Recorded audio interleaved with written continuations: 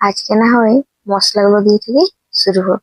চলুন, নমস্কার বন্ধুরা, আমি সন্তোষ সন্তোষ কিচেনে করি সবাইকে স্বাগত। তো দেখুন, আজকে হবে ঠেংরি।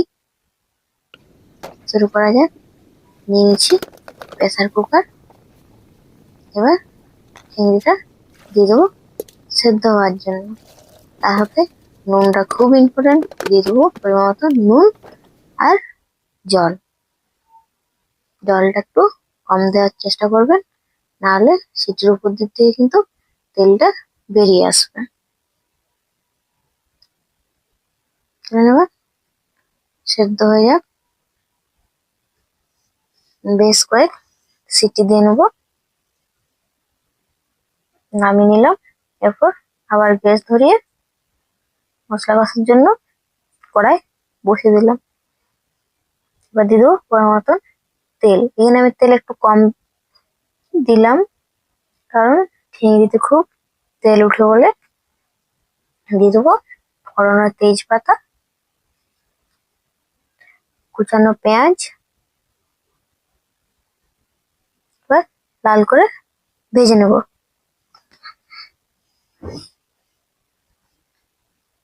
এখন পেঁয়াজটার কালার চেঞ্জ হয়ে এলে দিয়ে দেবো আদা রসুন বাটাটা। এবার ভালো করে ভেজে নেব।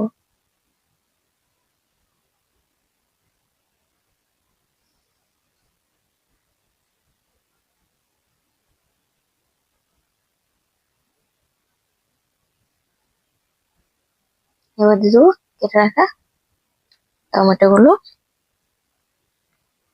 টমেটোগুলো বেশ ভালো করে ভেজে বেটে রাখা জিরে ধনে গোলকি আর বেশ কয়েকটা কাঁচা লঙ্কার পেস্ট।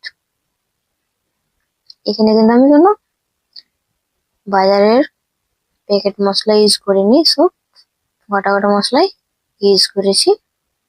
দিয়ে দিলাম পরিমাণ মতন হলুদ গুঁড়ো। এবার ভালো করে ভেজে নেব যতক্ষণ না অবধি তেল ছাড়ছে।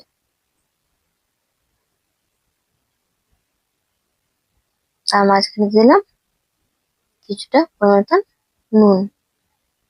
চলুন দিয়ে মশলাটা কষা হোক, ততক্ষণে দেখি এদিকটা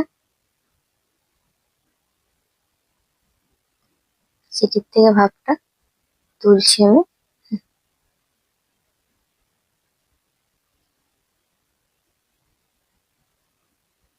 দেখুন চিংড়িটা খুব সুন্দরভাবে সেদ্ধ হয়ে এসছে।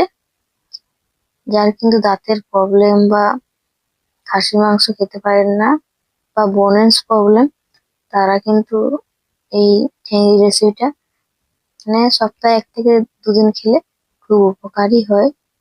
যেটা আমাদেরকেও ডক্টর রেকমেন্ড করেছিল। তাই আমার দিদার কিন্তু কোমরে ব্যথা, তাই